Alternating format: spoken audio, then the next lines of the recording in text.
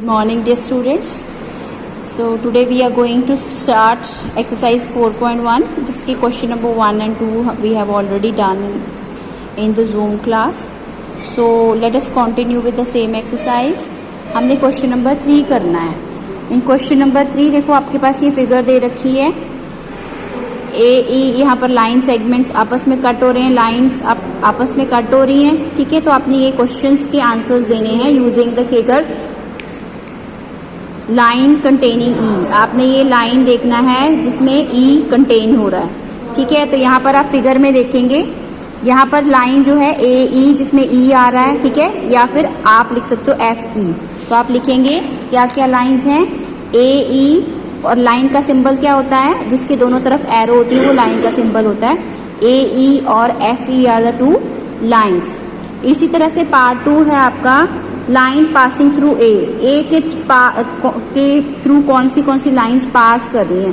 तो यहाँ पर भी आपकी ए ई देखो, यहाँ पर ए पॉइंट ए से आपकी ए ई पास हो रही है. ठीक है, या फिर आप ले सकते हो ई ए भी लिख सकते हो इसको. ठीक है, ई ए. तो आपकी जो लाइन है आप लिखेंगे A E is passing through A. Now next वाला है आपका पार्ट सी. देख लेते हैं. पार्ट सी में line on which O lies. तो एक ही यहाँ पर पॉइंट है जिसपे लाइन ओ लाई कर रही है, that is O C is the point where O lies. तो आपने लिखना है ओ सी. और लाइन का सिंबल क्या होता है, दोनों तरफ एरो है, that is the symbol of line. Now next वाला है two pair of intersecting lines. Intersecting line क्या होती है, जो दो लाइंस आपस में कट रही होती है वो इंटरसेक्टिंग लाइंस होती हैं. यहाँ पर देखो, पहले आप लिखेंगे ए ई और O C are the two lines, two intersecting lines.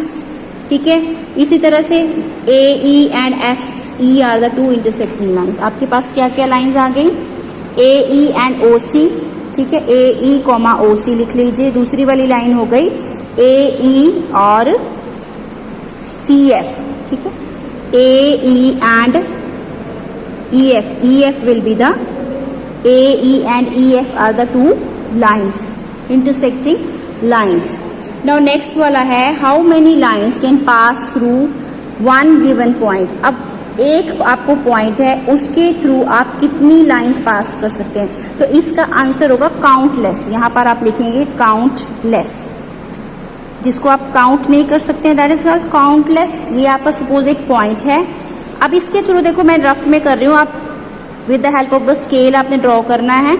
ठीक है, ये आप, क्योंकि मैं I can't hold the scale right now, तो आपने ये देखो यहाँ पर काउंटलेस लाइंस, इसी ये एक ही ये पॉइंट ओ है ना, इसके थ्रू आपकी नंबर ऑफ लाइंस पास हो रही हैं जिसको आप काउंट नहीं कर सकते हो. ठीक है, ये देखो कितनी सारी लाइंस पास हो रही हैं. और भी आप ड्रॉ कर सकते हो, ये जो बीच में गैप है इसके थ्रू भी आप लाइंस ड्रॉ कर सकते हो. तो यहाँ पर लिखेंगे काउंटलेस. अब यहाँ पर सेकंड पार्ट है टू गिव. अब आप दो पॉइंट्स दे रखे हैं, उसके थ्रू आपने लाइंस बनानी है. कितनी लाइंस बन सकती है, तो इसका आंसर होगा कि दो पॉइंट्स के थ्रू एक ही लाइन बन सकती है. अगर टू पॉइंट्स दे रखे हैं, ठीक है, टू पॉइंट्स में आप कितनी लाइंस पास कर सकते हो. दो पॉइंट आप अलग अलग दे रखे हैं, तो उसमें सिर्फ वन लाइन पास हो सकती है. तो आपका आंसर हो जाएगा वन लाइन.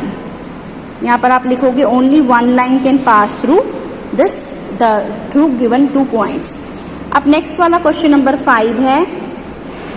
आपने ड्रॉ करनी है, रफ फिगर्स ड्रॉ करनी है, जिसमें आप फर्स्ट पार्ट है ए बी को लाइन सेगमेंट ले लिया, उसके ऊपर पॉइंट पी ले लेना. अब ए बी जो है with the help of the scale आपने ले लेना है. स्केल के थ्रू आपने ए बी लाइन सेगमेंट बना लिया, कोई मेजरमेंट की जरूरत नहीं है. रफली आपने मेजर बना लेना है और उसमें लिख देना है जो डॉट्स एंड साइड्स में उनका नाम है ए बी, और उसके ऊपर आपने पॉइंट पी मेंशन कर देना है. ठीक है, ये हो गया आपका part A. Now part B में बोला है X Y and Y P Q जो टू इंटरसेक्टिंग लाइंस हैं और वो एम पे इंटरसेक्ट हो रही हैं. ये आपने टू इंटरसेक्टिंग लाइंस ऐसे स्केल की हेल्प से ड्रॉ कर लेनी है. इनके नेम लिख लेने हैं P Q and X Y, और वो इंटरसेक्ट कहाँ पर कर रही हैं, एम पर वो इंटरसेक्ट हो रही हैं. ठीक है, इसी तरह से नेक्स्ट पार्ट सी आपने खुद करना है. In part C they are telling line L containing E and F. कोई लाइन ड्रॉ कर लेनी है, रफली एक लाइन ड्रॉ कर लेनी है, जिसमें यहाँ पर ड्रॉ करके दिखा रही हूँ. You will be doing it in the notebook.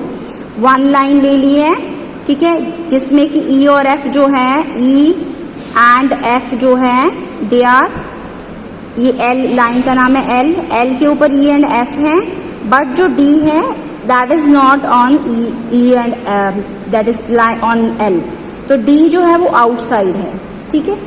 Now next वाला P Q and Q O Q lines हैं, दे मीट एट ओ, तो आपने क्या करना है, दैट मीन्स इनका ये जो लाइन का जो ओ जो है एक कॉमन पॉइंट है, ये आपने ड्रॉ कर लेनी है खुद, ठीक है।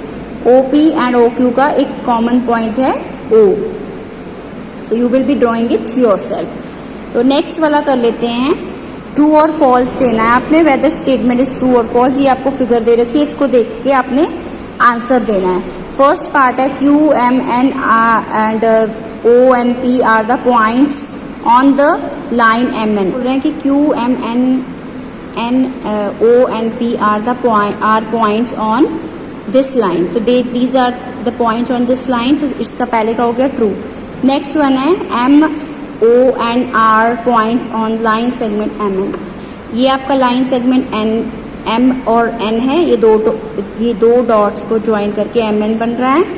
एम एन के ऊपर आपका एम ओ एंड एन है, तो यही आपके तीनों पॉइंट्स जो हैं लाइन सेगमेंट के ऊपर है।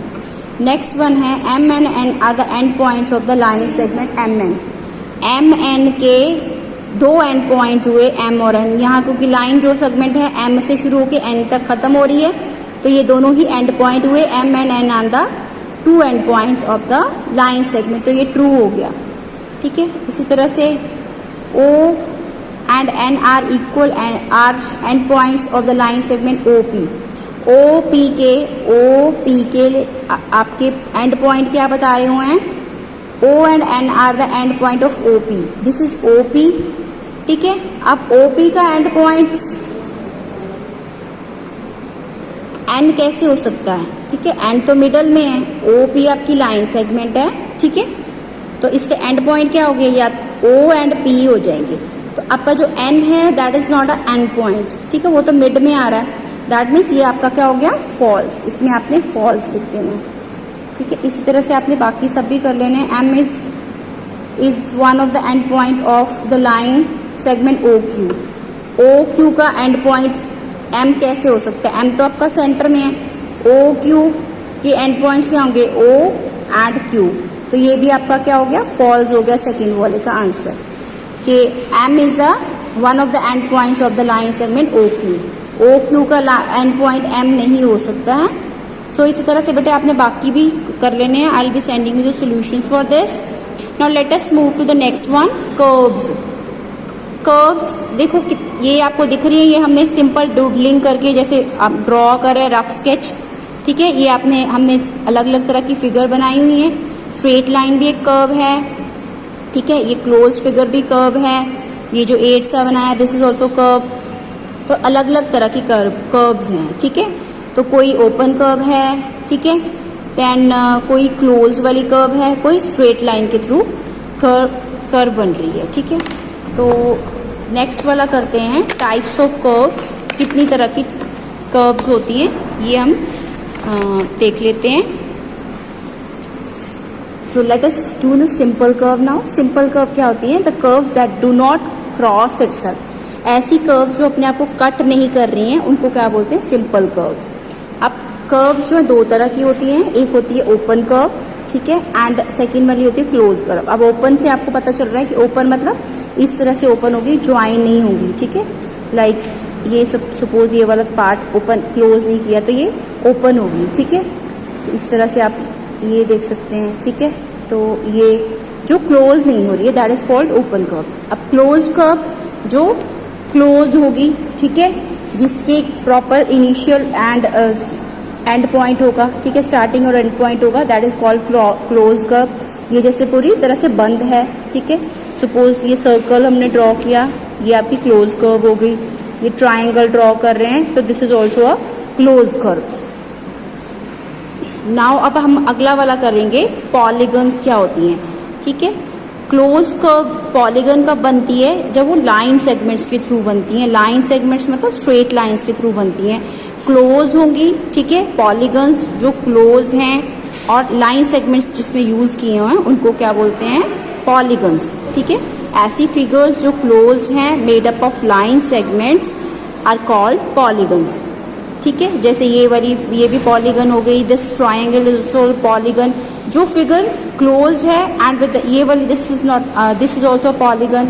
ठीक है, जो स्ट्रेट लाइंस के थ्रू, लाइन सेगमेंट्स के थ्रू बन रही हैं, लाइन सेगमेंट्स ही उसमें यूज होंगे।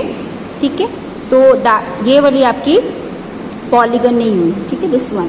अब देखो यहाँ पर डेफिनेशन आपने लिख लेनी है, ये मैंने अंडरलाइन की हुई है।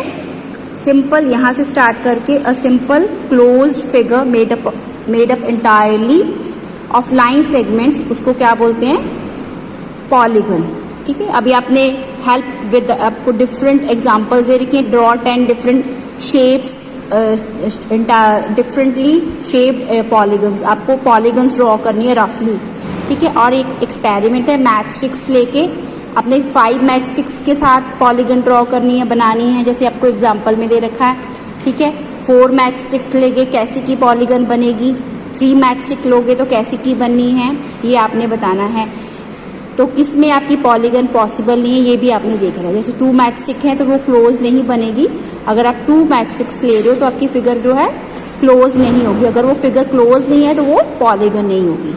ठीक है, इसी तरह से पॉलीगन के वर्टिसेस होते हैं। ठीक है, साइड्स होती हैं एंड डायगोनल्स भी होते हैं। वर्टिसेस मतलब ये जो एंड पॉइंट्स, ये जो इनिशियल पॉइंट्स हैं, ये जो पॉइंट्स हैं, कॉर्नर्स हैं, ये आपके वर्टिसेस हो जाएंगे। दीज आर द, जैसे A, B, C, D, E are the vertices. Fine. इसी तरह से आपके नेक्स्ट है साइड्स, जैसे ये इस क्लोज फिगर की साइड है A, B। ठीक है, इस तरह से B, C, D, C, ठीक है, and D, E and E, A are the sides of this close figure. Diagonals, तो दो को ज्वाइन करके, ये जैसे A और D को हमने सेंटर से जो पास हो रही है, इनको ज्वाइन करेंगे तो ये आपके डायगोनल्स बन जाएंगे जिसमें। ठीक है, नेक्स्ट वाला कर लेते हैं, इसके रिलेटेड हमने क्वेश्चंस करने हैं। So let us do the questions.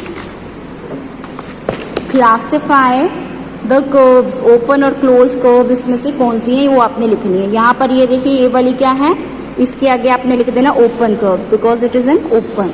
ठीक है, ओपन कर्व, साथ में कर्व लिख देंगे। नेक्स्ट वाली है आपकी, दिस इज, क्योंकि बंद है, यहाँ से इनिशियल पॉइंट से स्टार्ट होकर इनिशियल में खत्म हो रही है, तो this one is the closed curve.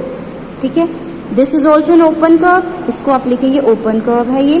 ठीक है, ये वाली आपकी, ये लास्ट वाली 2 क्या है, क्लोज्ड कर्व्स हैं।